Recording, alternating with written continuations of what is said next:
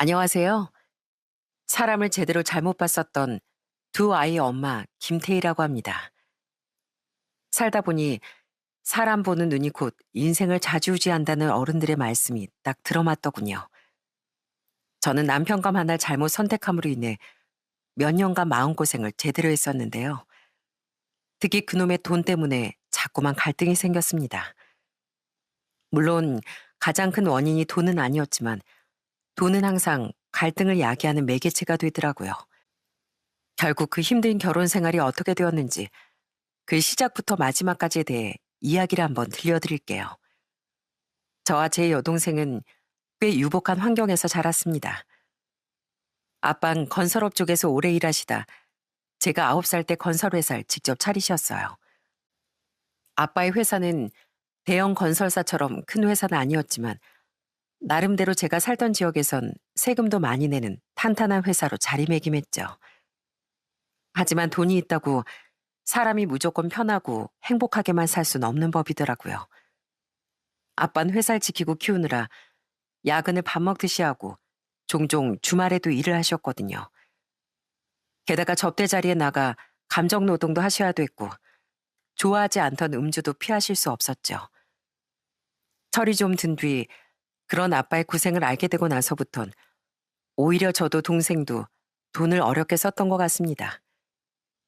그 돈을 벌기 위해 아빠가 얼마나 고생하셨는지 알고 있었으니까요. 성인이 되고 대학을 졸업하며 저와 동생은 각각 독립을 했습니다. 동생은 인천에, 전 서울에서 직장을 다니기 시작했죠. 그리고 전 나이 33세 2살 연상의 남편과 연애를 하다 결혼을 하게 됐습니다. 시댁은 넉넉하지 않은 형편의 평범한 집안이었는데 어릴 때부터 집이 여유로운 적은 없었다고 남편이 말하더라고요.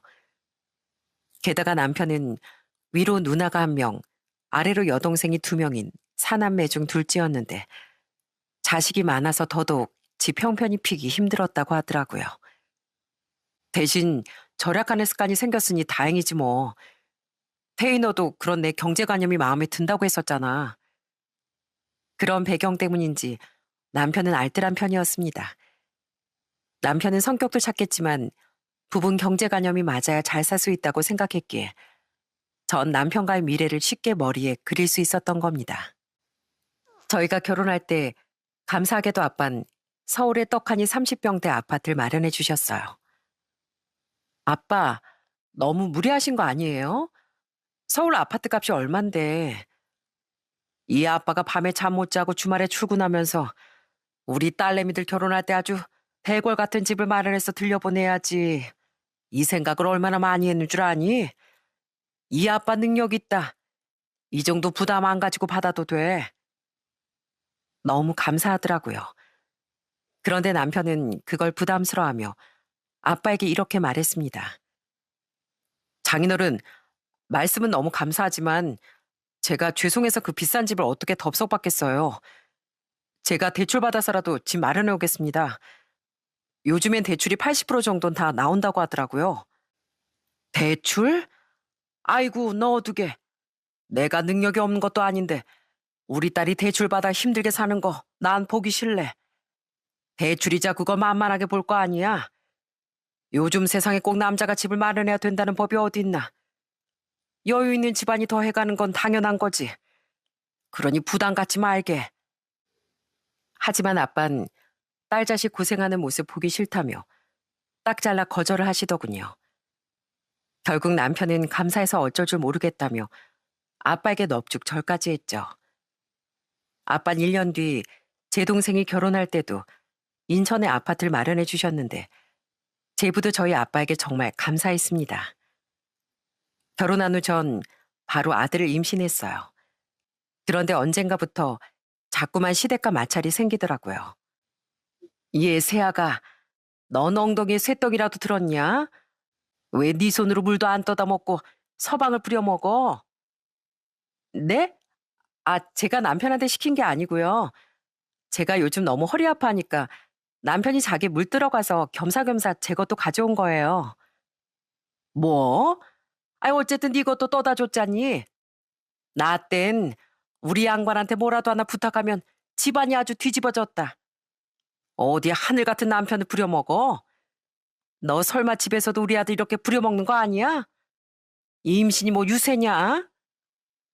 저는 배가 불러오면서 점점 허리가 좋지 않아졌습니다. 병원에서도 조심하라기에 남편도 절 좀 배려해 줬었습니다. 그런데 시댁에서 남편이 제게 물을 한 잔 떠다 주는 걸 보고 시모가 제게 버럭하는 거예요. 그때 그래도 제가 음식도 거의 다 차리고 점심 설거지도 다 했었거든요. 그런데 배부른 며느리에게 아들이 물 한 잔 떠다 줬다고 시모는 뿔이 났던 겁니다. 원래 신혼 초부터 시댁이 좀 가부장적인 곳이라는 걸 눈치는 채고 있었는데요. 남편이 자기 물 들어가며 제 물도 한 잔 떠다 줬다고 그렇게 화를 낼 줄은 몰랐습니다. 너무 황당했죠. 그 뒤 시모는 제가 아들을 낳은 뒤에도 절 볼 때마다 이렇게 말하더라고요. 남잔 집안일 같은 거 하는 거 아니야. 너 육아휴직 써서 집에 있지 않니? 그럼 육아도 집안일도 당연히 혼자 해야 되는 거 알지? 내가 우리 아들을 얼마나 귀하게 키웠는데 난 우리 아들이 집안일 같은 거 하는 꼴 절대 못 본다. 어머니, 아직 애가 어려서 집사람 혼자 집안일 다 하기 힘들어요. 물론 저도 일 끝나고 집에 오면 쉬고 싶지만 어떡해요. 집사람이 너무 힘들어하는데 제가 배려해야죠. 뭐? 그럼 애미 제가 널 계속 부려먹는다는 소리야? 예, 너 여태 내 말 귓구멍에 안 쑤셔 넣었어? 설마 너 친정에서 집 해줬다고 유세라도 떠는 거야? 그래? 집은 집이고 지킬 건 지켜야지. 꼴랑 그 아파트 하나 해왔다고 우리 아들한테 지금 유세 떨고 있는 거야? 듣기 좋은 소리도 한두 번인데 듣기 싫은 말을 계속 듣자니 진절머리가 나더라고요. 그러니까 시모는 아들에게 해준 건 없지만 아들이 상전 대접을 받긴 원하는 놀부심보를 가졌던 겁니다. 그 와중에 남편이 눈치 없이 자기도 집안일 다 돕는다는 말을 하며 시모의 속을 더 긁어놓으니 시모는 더 열이 뻗쳤던 거예요. 들어보니 남편은 혼자 서울로 상경하며 자취를 시작하기 전엔 집에서 손도 까딱 안 하며 산 것 같더라고요. 그런 아들이 자기 아내를 위해 집안일을 한다는 말에 시모는 제가 집해온 유세를 부리는 거라고 여겼죠. 하도 제게 집해온 유세 떨지 말라는 말을 하길래 어느 순간부턴 저도 참지 못하고 받아치기 시작했습니다. 무슨 제가 아파들 해왔다고 유세를 떤다고 하세요. 애는 뭐 저 혼자 만들었나요? 당연히 애는 같이 봐야 되는 거고 한 사람이 애 볼 동안 한 사람은 밀린 집안이라는 게 뭐가 어때서요? 뭐? 얘 말 대꾸 하는 것 좀 봐. 그게 왜 당연해? 집안일은 당연히 여자 몫이지. 그건 이 세상이 이치야, 이치. 우리 아들한테 네가 집해온 걸로 기죽이려고 하니까 우리 아들이 네가 시키는 대로 하고 있는 거 아니냐? 안 봐도 불 보도 뻔하지. 전 그런 적 없고요. 그리고 솔직히 저희가 살고 있는 아파트가 몇 억인데 꼴랑이라고 하는 건 좀 너무하시지 않나요? 저희 부모님 덕에 어머님 아들이 대출금 걱정도 없이 편하게 살고 있는 건데요. 저도 이렇게 유세 떨 생각이 없었지만 하도 유세 하시니까 제가 드리는 말씀이에요. 결혼 전엔 평범해 보였었기에 전 시모 때문에 이렇게 스트레스 받고 살 줄은 몰랐었습니다. 시부는 여자들 일은 여자들끼리 알아서 하라며 침묵하는 것으로 시모의 편을 들었죠. 그나마 가끔 만나던 시누이들이 저를 위로해 주더라고요. 고생이 많지 옳게? 원래부터 우리 부모님이 아들이 최고인 분들이라 그래. 그래서 난 세상 모든 집이 다 우리 집 같은 줄 알았는데 결혼하고 보니까 우리 시부모님처럼 며느리를 더 귀하게 대접해 주는 분들도 있더라고. 그래서 나도 친정에 별로 안 오고 싶어. 새언니, 우리가 대신 죄송해요. 저랑 동생이 취직해서 나가 살고 있지만 않았어도 새언니가 저희 부모님 집 올 때마다 더 편들어 줄 수 있었을 텐데 저희 엄마 말은 그냥 대충 무시해요. 아무런 영양가도 없는 말이잖아요. 그런 시누이들에겐 고마웠지만 솔직히 남편에겐 화가 났습니다. 남편은 결혼하기 전 자기 집은 아들, 딸 구분 없는 집이라는 거짓말을 했었거든요. 게다가 은근슬쩍 시모와 제가 갈등을 빚을 때 시모를 말리는 게 아니라 시모에게 자신이 집안일 한다는 걸 이른다는 느낌이 들어 더 제 마음이 상하더라고요. 우린 시댁 문제로 다툼이 잦아지기 시작했어요. 당신 왜 나한테 거짓말했어? 당신 부모님 아들, 딸 그런 거 없으시다며? 아니, 누나랑 여동생 둘이 있다고 하면 여자들이 당연히 시집 오기 꺼려할 것 같으니까 나도 뭐 나름대로 포장한 거지. 당신이 좋았으니까. 뭐? 그걸 말이라고 해? 이거 완전 사기 결혼이잖아. 어머님 때문에 내가 얼마나 스트레스 받는 줄 알아? 기왕 결혼한 거 그냥 옛날 분이라서 그런가 보다 하고 넘어가면 되지. 당신도 참 그렇다. 왜 처음엔 잘만 참더니 요즘에 사사건건 어머니랑 맞붙으려고 들어. 현명하게 대처할 수도 있잖아. 내가 집해온 일로 사사건건 시비 걸고 여자는 마냥 식모처럼 살라는 듯 말씀하시는데 나도 서운함이 터진 거지. 어머님은 당신 기죽이지 말라고 하는데 그건 그냥 어머님 자격지심인 거잖아. 그리고 나도 처음엔 그냥 네 하고 넘어가려고 했어. 근데 거기다 대고 맞다. 나 집안일 한다 하고 쓸데없는 말 하는 건 당신이잖아. 대체 그걸 눈치 없이 왜 말해? 그러니까 어머님이 더 화가 나는 거 아니야.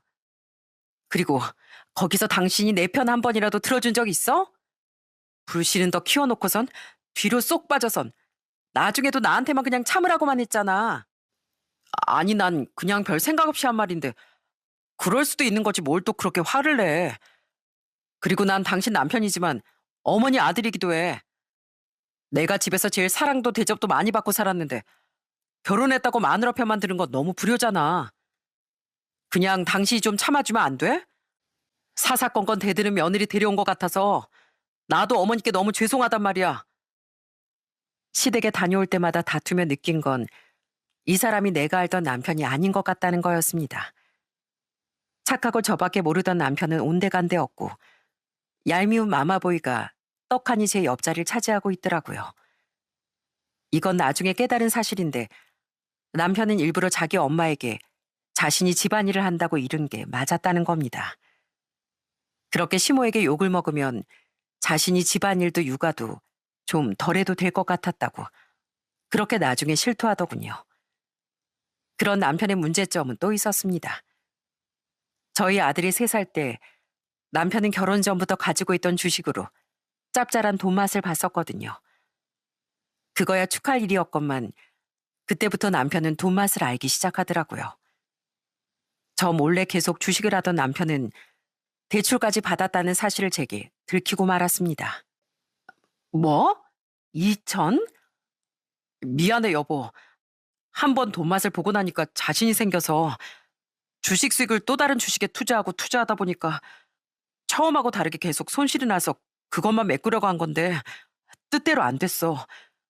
당신한테 말하면 화낼 것 같아서 대출 받아서 어떻게든 해보려고 했는데 그거까지 잘 안 되더라. 그래도 2천 중에 1,500은 남아있어. 그걸 말이라고 해? 뭘 하든 나랑 상의를 했어야지. 애도 있는데 당장 그 1,500이라도 건지게 청산해. 그렇게 대출까지 받았는데도 그 비싼 시계를 사고 백화점까지 들락날락했던 거야? 인터넷 주식 카페에 가입했었는데 거기 사람들도 다들 돈 좀 벌면 그런 거부터 사더라고. 씀씀이가 커져야 담도 커진다고. 담이 커야 큰 돈도 만질 수 있다길래. 그전에도 생전 안 그러던 사람이 사칠 부리기에 다툼이 있었거든요. 서로의 소비 습관을 알고 결혼한 건데 사람이 바뀌었으니 당연히 다툼거리가 되었죠. 심지어 그 와중에 저나 아이 것은 양말 한 켤레 사들고 오지 않았으니 더욱 곱게 보이지 않더라고요. 근데 결국 남은 건 대출금뿐이라는 걸 알고 정말 기가 찼습니다. 그때는 아직 애가 어리기도 했고 남편이 싹싹 빌길래 한 번은 용서를 해줬었어요. 실질적으로 남은 대출금은 500만 원밖에 안 되기도 했으니까요. 남편도 창피한 건 알았는지 그걸 굳이 시모에게 이르진 않더라고요. 어차피 시모가 알아봤자 어떻게든 제게 꼬투리를 잡을 게 뻔했으니 저도 그게 낫다고 생각했습니다. 그런데 결혼한 지 5년 뒤 남편이 대뜸 직장을 그만두고 싶다고 말하더라고요. 뭐? 아니, 왜? 진혁형이라고 나 아는 형이 있는데 그 형이 지금 건강식품 회사를 운영하고 있대. 건강보조식품 알지? 그런 거 파는 회사인데 규모를 늘리려면 동업자가 필요하다고 나한테 같이 해보자네. 그 형 막 외제차 타고 몇 천만 원짜리 시계도 몇 개나 있는 형이야. 초기 자본금 투자할 것도 많이 없고 나한테 지분도 나누어 준대. 나 그거 같이 해보고 싶어. 동업은 함부로 하는 거 아니라는데 그냥 다니던 회사 다니는 게 좋지 않을까?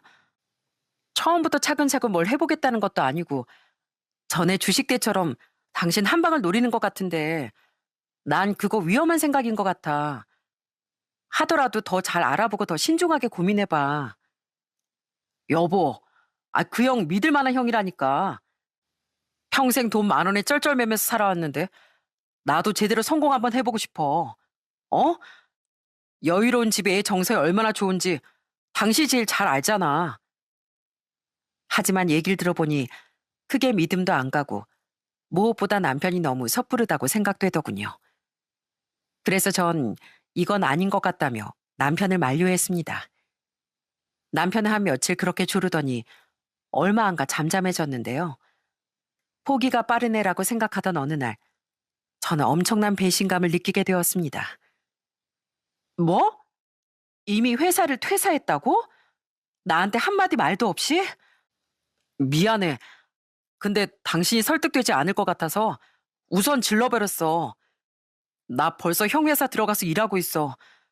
어차피 월급 문제도 그렇고 곧 당신이 눈치챌 것 같아서 더 늦기 전에 얘기하는 거야. 근데 여보, 나 진짜 잘할 자신 있어. 한 번만 믿어줘. 남편은 이미 저 몰래 사표를 내고 그 형과 동업을 하고 있었던 겁니다. 심지어 처음 제게 말을 꺼냈던 날 이미 회사에 사표를 내고 왔었다고 하더라고요. 그럼 처음부터 내 의견 따윈 신경도 안 썼던 거네. 기가 막혀서 정말. 그래, 마음대로 해. 저번에 대출 문제도 그렇고 이번에도 그렇고 당신은 항상 먼저 저질러 놓고 나한테 통보만 하는 식이잖아. 당신이 성공하고 말고를 떠나서 이건 신뢰 문제 아니야? 당신은 갈수록 어쩜 그렇게 날 실망만 시켜? 남편은 이번엔 정말 자신 있다며 한 번만 지켜봐 달라고 또 싹싹 빌더라고요. 솔직히 그때 진짜 다 때려치우고 이혼하고 싶더라고요. 그런데 5살이던 저희 아들이 갑자기 방문을 열고 들어와선 자지러지게 울기 시작하더군요. 엄마, 아빠, 싸우지 마. 난 무서워. 깜짝 놀랐습니다. 그 어린애가 부모를 말리며 무섭다는 말을 하더라고요. 그전에도 남편과 다툴 땐 꼭 방문을 닫아놓고 소리를 죽였었는데 아이들은 분위기만 봐도 다 안다는 말이 정말이었던 겁니다. 부모가 다투는 걸로도 그렇게 무서워하는데 부모가 갈라서기라도 하면 애가 얼마나 공포스러울까 싶어 전 우선 남편을 지켜보기로 했어요. 이미 신뢰는 많이 사라졌지만요. 그런데 얼마 뒤 남편은 제게 통장 관리를 따로 하자고 말하더군요. 아니, 왜?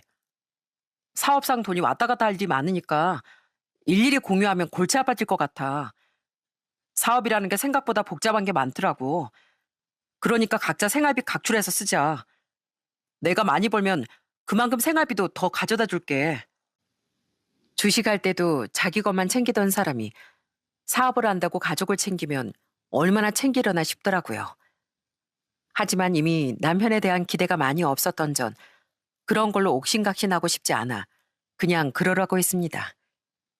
아니나 다를까 남편은 딱 정해진 생활비 외엔 저와 아이에게 과자 한 봉지 더 사다 주지 않더라고요. 요즘 광고비며 홍보비며 들어갈 돈이 많아서 여유가 없어. 당신 이해 좀 해줘. 아, 그래? 당신 어제 새 정장 맞춰왔더라? 당신 이번에 새로 맞춘 안경테도 브랜드 거던데 여유가 엄청 없어서 그런 것도 사나 봐. 그치? 아니 그건 사업상 필요한 자기관리지. 다 미래를 위한 투자야. 고객들 만날 때 그렇게 멀끔하게 차려입어야 신뢰가 가는 거라니까. 얼마에 벌었는지 모르겠지만 결혼 전 남편의 모습이 딱 하나 남아있긴 했습니다. 알뜰함이요. 단 자기 자신에게만 빼고 말이죠. 남편은 자기 자신에게만 열심히 투자하며 저와 아이에겐 여전히 짜게 굴었던 거예요. 그런데 그런 남편은 또 자기 부모에겐 용돈을 몇백만 원씩 턱턱 주더라고요. 아유, 우리 아들 사업가 되더니 효심이 더 깊어졌네. 이게 다 얼마야? 근데 너 설마 네 처가에도 이렇게 퍼주는 거 아니지? 아니에요, 어머니. 집사람이랑 저 돈 관리는 각자 하고 있어요. 처간 집사람이 알아서 챙기고 있다고요. 그래? 하긴 네 장인은 워낙 잘 보니까 딸 자식한테 용돈까지는 안 받아도 될 거야. 그치? 그래도 너 사람 욕심은 끝이 없는 거다. 지금 처신 잘하고 있는 것 같긴 한데 애미가 네 돈으로 자기 부모 챙기려고 들면 바로 네가 막아서야 돼. 제가 전에 너한테 집해온 유세를 얼마나 부렸니?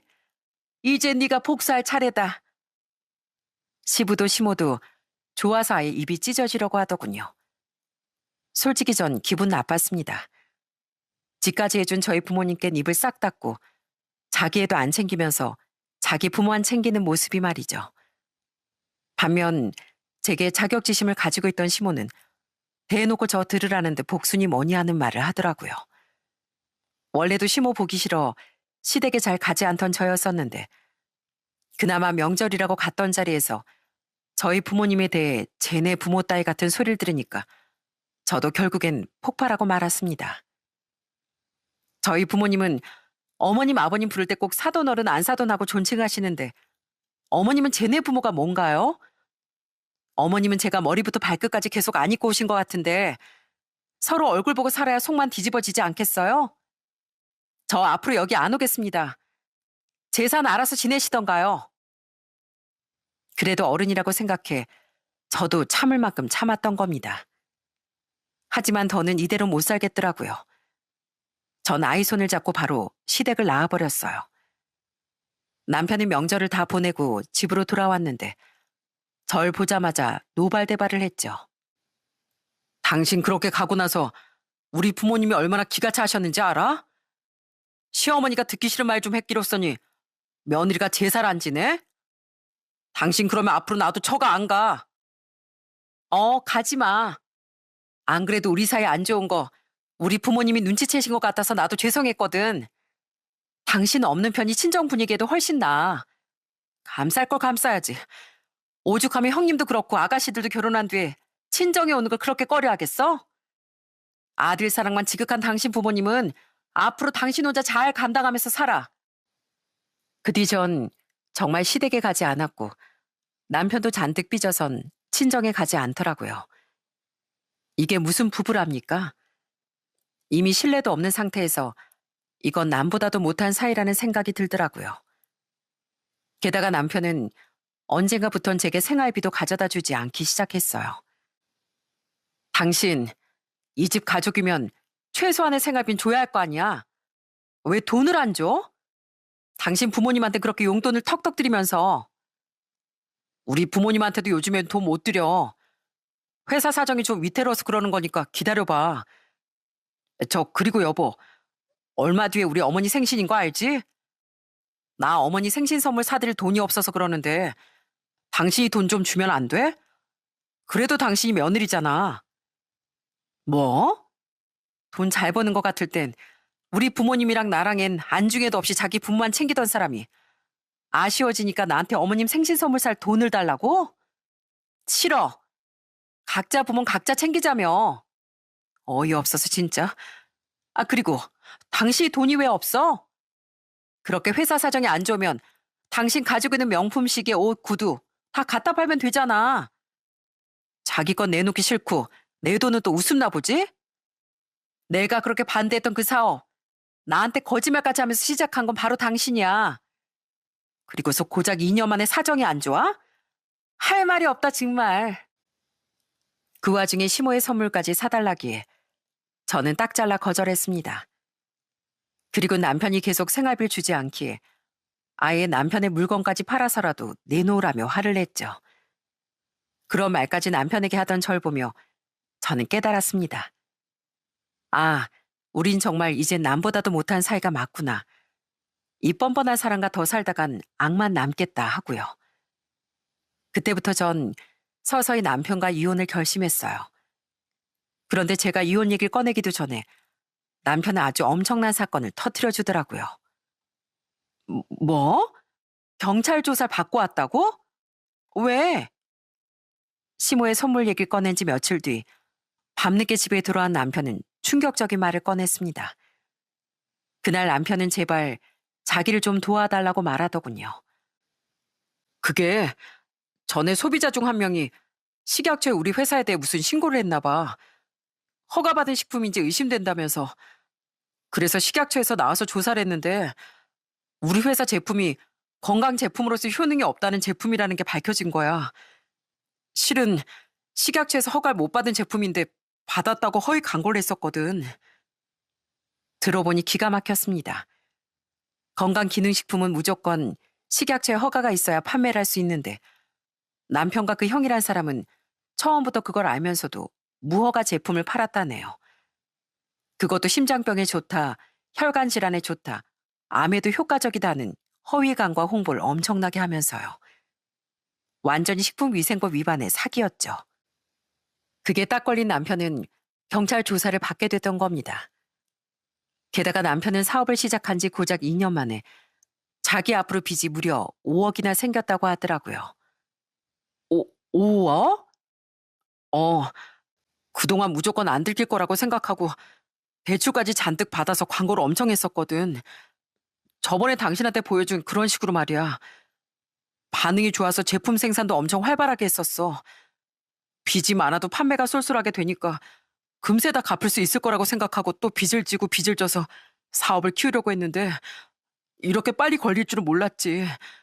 심지어 처음 경찰에 소환되기도 전에 소식을 들은 소비자들이 환불해달라는 문의가 빗발치고 제품 생산도 중단되고 빚은 빚대로 못 갚고 그래서 최근에 내가 생활비도 못 가져다 줬던 거야.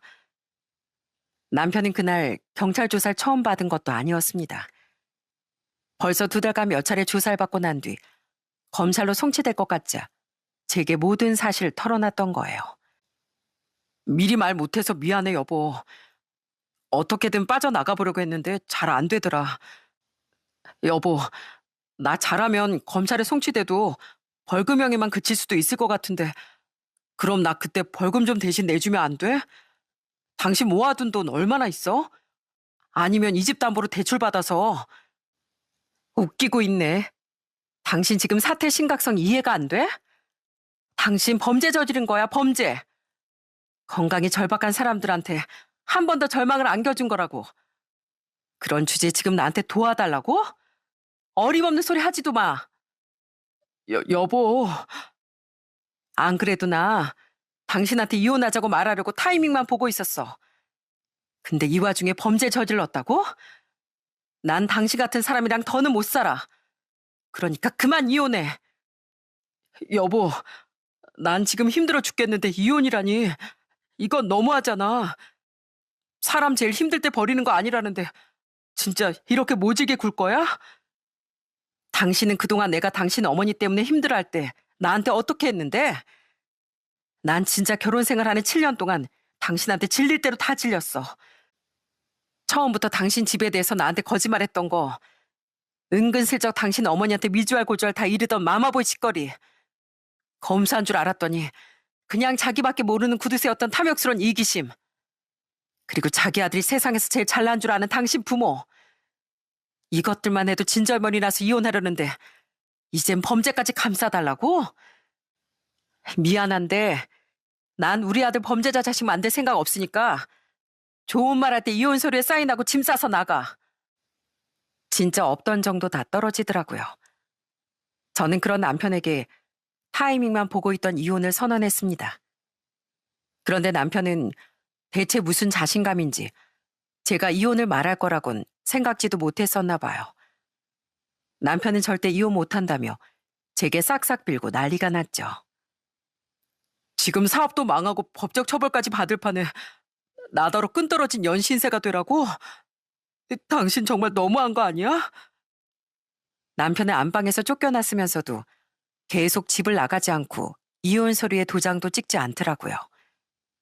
그렇게 한동안 실랑이를 하던 와중 이번엔 친정에서 일이 터졌습니다. 태희야, 아빠랑 엄마 큰일 났다. 당장 집에서 쫓겨나게 생겼어. 집이 경매로 넘어갔다는 아빠의 전화를 받고 저는 깜짝 놀라고 말았습니다. 그리고 아빠의 회사가 진즉 문을 닫았다는 얘기를 듣고 완전히 뒤로 넘어갈 뻔했어요. 친정에 가도 여태 아무 말도 듣지 못했던 저였으니까요. 아빤 저와 동생이 걱정할까봐 여태 말을 못했다며 흐느끼셨습니다. 실은 아빠 회사 사정이 계속 안 좋았어. 알잖니. 요즘 대형 건설사들도 휘청휘청거린다는 거. 우리 같은 작은 건설사에 줄도산이 나고 있는데 우리도 그 여파를 피하지 못했다. 그래도 어떻게든 대출도 다 받고 가지고 있는 부동산 재산 다 처분하면서 버텼는데 결국 회사 문을 닫는 걸 막지 못했어. 그때 빚 때문에 집도 경매로 넘어갔었다. 그럼 그때라도 말을 하셨어야죠. 그럼 저라도 어떻게 경매라도 막아보려고 했을 거 아니에요. 네 동생도 요즘 박서방 사업 때문에 힘들고 넌 너대로 이서방이랑 안 좋아서 속이 말이 아니었잖니. 그래서 어떻게든 집만이라도 우리 힘으로 건져보려고 했던 거다. 그런데 회사가 망하니까 전엔 그렇게 친한 척했던 사람들도 다 등을 돌리더구나. 이지 드디어 다른 사람이 낙찰받았대. 그래서 우리 진짜 이 집에서 나가야 한다는데 내가 너무 속상해서 너한테 전화한 거다. 그럼 어디로 가시려고요? 급한 대로 월세방이라도 들어가려고. 걱정시켜서 미안하다. 근데 우리가 이사하면 어차피 너희가 다 알게 될 거니까 이제라도 이렇게 말하는 거야. 아빤 저와 동생이 걱정할까봐 지금껏 말하지 못했다며 흐느끼셨습니다. 몇 달 전부터 경매가 진행되고 있었는데 끝내 집은 다른 사람에게 낙찰이 됐고 이제 정말 집을 비워야 한다는 겁니다. 머리가 멍하더라고요. 부모님이 그렇게 힘드실 동안 자식인 전 대체 뭘 했나 싶어서요. 그때 저 망설이지 않고 부모님이 사시는 지역에 공실로 나와 있던 3억짜리 전셋집을 얻어들였습니다. 제게 당장 그런 큰 돈은 없었지만 제겐 부모님이 마련해 주신 아파트가 있었거든요. 어차피 남편과 이혼할 마당에 그 집은 제 특유 재산 아니겠습니까? 그렇게 전 남편과 상의하지 않고 그 집을 담보로 대출받아 부모님을 도와드렸던 거예요. 부모님은 이러지 말라며 말리셨지만 전 절대 부모님을 모른 척할 수 없었어요. 제가 지금 당장 일 때문에 그 지역으로 갈 수도 없고 남편이 집을 나가지 않아서 당장 집을 금매로 처분하기도 어려워요. 그러니까 급한 대로 이렇게라도 도와드릴 수 있게 해주세요. 전 아빠가 사주신 집에서 편하게 살면서 어떻게 엄마 아빠 월세집에 사시도록 내버려둬요. 그래도 집이 경매로 넘어가서 빚은 다 갚으실 수 있었다니 그건 다행이에요. 동생은 이미 제부의 사업 문제로 집을 담보로 대출을 받은 상태라 부모님을 도와드릴 수 없었습니다. 대신 제가 부모님을 도와드렸다는 얘기와 함께 남편과 이혼할 거라는 말을 듣고 제게 정말 많이 미안해했죠. 모든 일을 일사천리로 해결한 전 회사에 휴가까지 내고 부모님의 이사를 도운 뒤 집으로 돌아왔습니다. 이혼 이야기가 나온 뒤 어떻게든 제게 잘 보이려고 애쓰던 남편은 제게 어딜 다녀왔냐며 묻더라고요. 저는 그런 남편에게 냉정히 말했어요. 우리 아빠 회사가 문을 닫았대.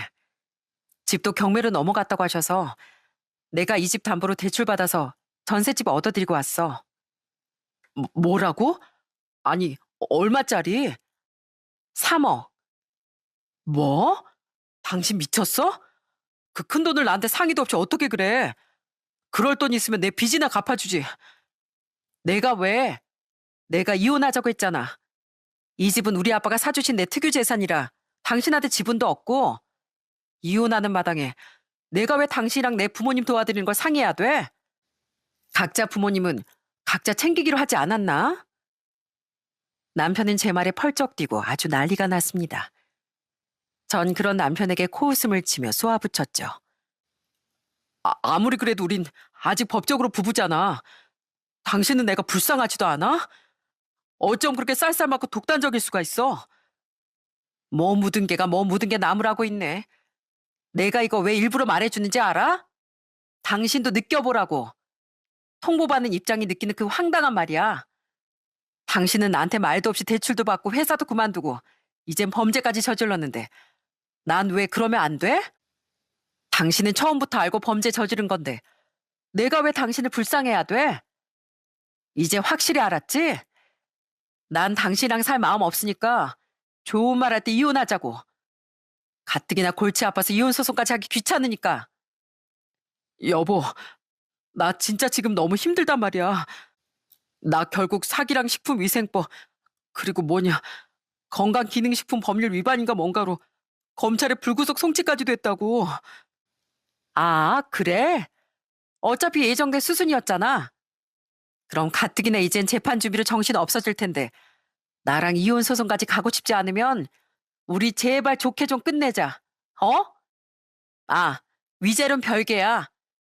그건 내가 상담받고 있는 변호사 통해서 따로 다시 말해줄게. 검찰에 송치까지 됐다며 울먹이던 남편의 말에도 전 눈 하나 깜빡하지 않았습니다. 전 이래도 남편이 나가지 않으면 하는 수 없이 귀찮은 이혼 소송을 준비하기로 마음먹었어요. 그런데 고맙게도 이번엔 시모가 제게 더더욱 유리한 정황을 만들어주더라고요. 어? 웬일이세요, 어머님? 아! 다음 날 갑자기 시모가 집에 들이닥치더군요. 문은 남편이 열어준 모양인데 시모는 다짜고짜 제게 달려와 제 뺨을 후려치더라고요. 그리곤 한다는 말이 정말 기가 막혔습니다. 야, 너 우리 아들이랑 상의도 없이 네 부모 전셋집 얻어줬다며? 네가 감히 우리 아들 돈을 마음대로 써? 너 당장 그 돈 도로 안 받아와? 우리 아들이 땀 흘려서 번 돈을 감히 네가? 내 눈에 흙이 들어간 한이 있어도 네 부모한테 100원짜리 한 푼이라도 가는 꼴 절대 못 본다. 그게 누구 돈이라고요? 그 돈, 제 돈이거든요? 저희 부모님이 해주신 이 집 담보로 대출받은 제 돈이요. 뭐? 못 알아들으셨어요? 제 돈이라고요, 제 돈. 저 인간한테 3억이 어디 있어요? 빚만 5억이나 있는 인간인데. 그게 무슨... 들어보니 남편은 전날 또 시모에게 전화해 하소연을 한 모양이더군요. 벙찐 시모의 표정을 보니 시모는 남편의 상황은 까맣게 모르고 있던 것 같았습니다. 상황을 보니 이 인간은 평소처럼 자신에게 불리한 얘긴 쏙 빼고 제 험담만 한 것 같더라고요. 저는 그런 시모에게 남편의 실체를 속 시원히 까발렸어요. 다시 말해드려요? 어머니 그 잘난 아들이요. 사람들 상대로 사기를 쳤답니다. 그래서 지금 검찰에서 사기랑 별벌법 위반으로 다 조사받고 있대요. 빚도 5억이나 있고요. 그런 인간 아주 질려버려서 내다버리려고 하는 통에 제가 누구 돈을 가져다 써요? 진짜 어이가 없어서. 아니, 정하나, 쟤 지금 뭐라는 거니? 너 어제 나랑 통화할 땐 애미가 네 장인 장모한테 멋대로 3억짜리 전셋집 얻어줬단 말밖에 안 했잖아. 근데 지금 애미 말이 대체 무슨 말이야? 어? 검찰이라니, 빚이라니? 그게 그렇게 됐어요. 근데 왜 여기까지 와서 집사람한테 손찌검을 하세요? 전 그냥 답답해서 하소연만 한 건데 왜 이렇게 일을 더 키우시냐고요. 저 지금 절대 이혼 못한다고 버티는 중이었는데 집사람이 이 와중에 저한테 위자료까지 청구한다고 했단 말이에요. 벌금형이라도 나오면 집사람한테 납작 엎드려서 도와달라고 해야 하는데 진짜 이렇게 초를 치시면 어쩌냐고요. 시모는 얼떨떨한 표정으로 남편을 바라보더라고요. 남편은 발을 동동 구르며 그런 시모를 타박했습니다. 저는 그런 한심한 두 모자에게 말했어요. 진짜 내가 이런 집안에 시집 왔었다는 게 창피하네요. 어머님 그 잘난 아들이요. 사업 시작하고 지금까지 저한테 딱 기본 생활비 외엔 꽃 한 송이 사다 준 적이 없는 사람이에요. 어머님은 그렇게 우리 아들 하시는데 순 거짓말쟁이에 자기밖에 모르는 짠돌이래. 범죄자이기까지는 이런 인간이. 그래도 어머님은 참 자랑스러우신가 봐요. 그런 자랑스러운 어머님 아들 제가 고이 환불해 드릴 테니까 제발 여기서 데리고 나가주세요. 아니, 예, 저 인간이 싹싹 빌어봤자 전 이젠 이혼 소송까지 불사할 거고 당연히 저 인간 도와줄 생각도 없어요. 당신 똑바로 알아도 당신한테 떨어질 콩고물은 아무것도 없어. 그러니까 꿈 깨고 제발 이 집에서 나가. 나가서 아들이 최고인 당신 부모님이랑 오순도순 깨볶고 살아. 여보. 이제 여기 당신 여보 없거든? 아, 그리고 나 어머님이 내 얼굴에 손댄 거 고소하려고 하는데 네가 그렇게 끔찍이 여기는 너희 엄마 내가 진짜 고소해도 괜찮겠어? 만약 그게 싫으면 지금 당장 짐 싸서 내 눈앞에서 사라져. 안 그럼 나 진짜 이대로 바로 진단서 끊고 경찰서 갈 거니까. 시모가 제 말 몇 마디에 말문이 막힐 사람은 아니었는데요. 남편이 범죄를 저지르고 거액의 빚까지 있다는 말이 충격이긴 했나 보더라고요. 그렇게 시모가 말을 제대로 못하는 동안 전 남편에게도 으름장을 놨습니다. 고소라는 말에 남편도 시모도 옴찔하는 것 같았어요. 전 드디어 남편은 물리적인 힘 없이 쫓아낼 수 있는 기회다 싶어 한마디를 덧붙였죠.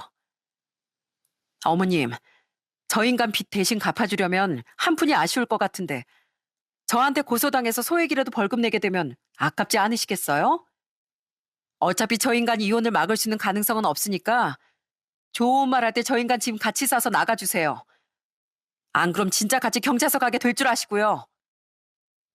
당장 빚이 5억이나 된 데다 검찰 조사까지 받는 상황에서 남편과 시모에게 고소, 벌금 같은 이야긴 꽤나 부담됐나 보더라고요. 결국 그들은 울상이 되어 남편의 짐을 싸서 집을 나갔습니다. 시모는 제게 큰 소리를 내려왔다 본전도 못 찾고 돌아간 거죠. 그리고 그 뒤 전 약속을 어기고 진단서를 떼어 시모를 고소해버렸습니다. 그때 시모는 제게 전화를 걸어 난리를 쳤었는데요. 저는 딱 이렇게 말하곤 전화를 끊어버렸어요. 제가 그동안 이정환 그 인간한테 하도 거짓말을 당해서요. 저도 이렇게 한번 돌려드리는 거예요. 죄를 지었으면 죄값은 치르셔야죠. 끊겠습니다. 어차피 회사 문도 닫았겠다. 남편은 시댁에 들어간 것 같더군요. 저는 그런 남편에게 이혼 소송을 걸었고 남편은 불리한 싸움인데도 불구하고 끝까지 버티려고 하더라고요. 그렇게 소송을 하던 와중 남편은 피해자들에게 피해 보상 소송까지 걸린 모양이었습니다. 그러자 두 모자는 저희 집 앞까지 찾아와 또 사정사정을 하더라고요. 여보, 잠깐 내 얘기 좀 들어봐. 나 피해자들한테 민사소송까지 걸렸어. 이대로 가다간 피해 보상까지 다 해줘야 할 판이야. 당장 내 빚만 해도 5억인데 내가 그거 보상해줄 돈이 어디 있겠어. 제발 나 좀 도와줘. 이 집 팔고 좀 작은 집으로 가면 대출금 3억 갖고 나서도 조금은 나 도와줄 수 있잖아. 안 그럼 나 진짜 앞으로 일하는 족족 월급 다 차압될 거란 말이야. 에미야, 그동안 나한테 서운한 거 있었으면 저번에 나 고소한 걸로 다 퉁치면 안 되겠니? 그래도 우리 정한이가 지우 아빠인데 얘 인생 진짜 엉망되게 생겼다. 제발 도와다오. 당신 죗값은 당신이 알아서 감당해야지. 왜 우리 부모님 돈으로 살 길을 찾으려고 들어? 어머님, 제가 이 집을 팔고 작은 집으로 이사 간다고 해도 그건 엄연히 저희 부모님이 저한테 해주신 돈인데 그걸 어머님이 왜 넘보세요? 언젠 그깟 아파트라고 하셨죠? 그리고 저 사람이 우리 애 아빠인 것처럼 전 우리 지우 엄마고 우리 지우 앞으로 잘 키우려면 저도 돈이 필요해서요. 두 사람 다 또 찾아오면 그땐 경찰에 확 신고할 거니까 알아서 하세요. 그러게 있을 때 잘할 것이지 왜 이제 와 이런답니까? 전 그들을 냉정하게 지나쳤어요. 그나마 아직 어렸던 저희 아들이 자기 아빠의 그런 처량한 모습을 보지 못한 게 다행이었죠. 이후 남편은 결국 끝까지 소송을 진행하길 포기하고 이혼을 받아들여야 했습니다. 아무리 붙잡아도 소용이 없다는 사실을 받아들인 거예요. 소송 자체도 남편의 범죄 행각과 결혼 생활 내내 제가 겪었던 문제들, 또 시모가 제게 손찌검을 했던 것까지 모두 더해져 남편에게 불리했으니까요. 아이의 양육권은 당연히 제가 가져올 수 있었답니다. 그리고 빚만 잔뜩 있던 남편이 절대 꾸준히 양육비를 지급할 수 없을 거라고 생각해 저는 법원에서 양육비를 일시불로 받길 주장했습니다. 그 덕에 전 남편 앞으로 남아있던 그나마의 재산을 아이의 양육비와 위자료 명목으로 받을 수 있었죠. 물론 아이가 성인이 될 때까지 다달이 받을 수 있었던 양육비에 비하면 턱없이 적은 돈이었지만 빚만 잔뜩 있던 남편에게 그 이상을 받아낼 수는 없다고 생각했으니 그것만으로도 다행이었죠. 친정도 어려워진 상황에 혼자 아이를 키우려면 제겐 꼭 돈이 필요했으니까요. 그렇게 이혼한 후 전 집을 정리하고 아이와 둘이 좀 더 작은 아파트로 이사를 했습니다. 그 차익으로 친정 부모님을 위해 받았던 대출금을 갚았고요. 직장이 서울이었으니 친정에 들어가긴 힘들었고 다달이 대출금 이자 내기 아까워 그런 선택을 했던 겁니다. 미안하다, 태희야. 부모가 돼서 자식에게 짐만 되는구나. 아니에요. 애초에 두 분이 해주신 돈으로 대출도 없이 편하게 살았는데 오히려 제가 죄송해야죠. 이후 결국 전 남편과 동업자던 형, 그리고 회사 임직원들은 식품위생법과 건강기능식품에 관한 법률 위반, 그리고 사기죄로 법적 처벌을 피할 수 없었습니다. 그 처벌과 별개로 전 남편과 동업자 형은 처벌받은 이후에도 평생 피해자들에게 손해배상 판결을 받은 돈을 갚으며 살아가야 하는 신세가 됐어요. 시부모는 어떻게든 빚만 잔뜩인 아들을 도우려 집까지 팔고 월세집으로 이사했지만 소송 걸린 돈과 남편의 개인 채무까지 합하면 어마어마했던 그 돈을 다 갚을 수는 없었다고 하더라고요. 그 와중에 시부모는 시누이들에게까지 전화해 대출을 받아서라도 네 동생 좀 도와라 라고 윽박질렀다가 손절당했다고 합니다. 가끔 저와 근황을 묻고 지냈던 큰 시누이가 해준 이야기였죠. 그렇게 시부모와 전 남편은 몰락하고 말았습니다. 시부모는 그렇다 치더라도 그래도 우리 아들의 아빠인 전 남편의 신세가 그렇게 처참해진 걸 보면 마음이 좋지 않긴 합니다. 하지만 스스로 사기인 걸 알고 시작한 인간이었으니 그 모든 건 인과응보였다고 생각해요. 피해자들을 생각하면 전혀 불쌍하진 않더라고요. 그렇게 시간이 꽤 흐른 지금 저는 친정 부모님과 합가를 한 상태입니다. 친정 아빠는 회사가 무너진 뒤 그래도 남은 뒷수습까지 책임을 다해 마치셨어요. 그 모든 일이 끝나고 전세 계약 기간도 만료되자 전셋집을 빼서 저와 합가하자고 제안하셨죠. 자식으로서 저도 부모님이 걱정됐던 터라 전 기쁜 마음으로 집을 팔고 부모님과 돈을 합쳐 더 넓은 집으로 이사를 왔습니다. 덕분에 인천 사는 여동생 내에도 부모님을 뵈러 오기 쉬워졌다며 참 좋아하고 있어요. 지금 60대 후반에 접어드신 부모님은 이곳에서 직장을 구해 일하고 계십니다. 엄만 건물 청소를 하고 있고 아빤 주차장 관리요원 일을 하고 계세요. 늘 대표님 사모님 소리만 듣고 사시던 부모님이 걱정되어 한 번은 많이 고생스럽지 않으시냐고 여쭤보니 아빤 웃으며 이렇게 말씀하시더라고요. 오히려 지금은 마음이 편하다. 사업하면서 항상 조마조마하면서 살았는데 이제 모든 걸 내려놨으니 오히려 몸도 마음도 더 건강해진 것 같다. 정말 다행이라고 생각했습니다. 그 말씀을 듣고 보니 부모님 얼굴이 예전보다 한결 밝아지신 것 같더라고요. 사실 부모님은 가진 것을 스스로 내려놓으신 게 아니라 사업이 망해 어쩔 수 없이 모든 걸 잃으셨잖아요.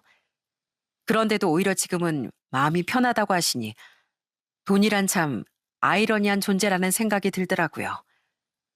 지나친 욕심을 부리다 결국 몰락해버린 전 남편과 모든 걸 잃고도 되레 평안을 찾은 부모님을 함께 떠올리면 돈이야말로 양날의 검이라는 걸 느끼게 됩니다. 풍족하면 삶을 윤택하게 하지만 동시에 무거운 짐과 유혹도 따라오고 반대로 잃고 나서야 비로소 마음이 가벼워질 수 있으니 말이죠. 전 앞으로 부모님을 잘 모시며 저희 아이를 잘 키우려고 해요. 무엇보다 저희 아이는 제 전 남편과 달리 위험한 돈의 양면성을 두려워할 수 있도록 잘 가르치려고 합니다. 여러분께선 돈이라는 것에 대해 어떻게 생각하시나요? 그놈의 돈. 결혼 생활 내내 남편과든 시모와든 숱한 갈등을 겪어왔던 것처럼 여러분 또한 어쩔 수 없이 평생 돈이라는 것과 얽혀 살아오셨을 텐데요. 부디 여러분께선 최소한 제 전 남편처럼 돈의 위험한 유혹에 빠져 모든 걸 잃지 마시길 진심으로 바라겠습니다. 돈과 양심, 돈과 여유로움의 줄다리기에서 현명한 중심을 잘 잡으며 살아가시길 바랄게요. 그럼 전 이만 여기서 사연을 마치겠습니다. 감사합니다.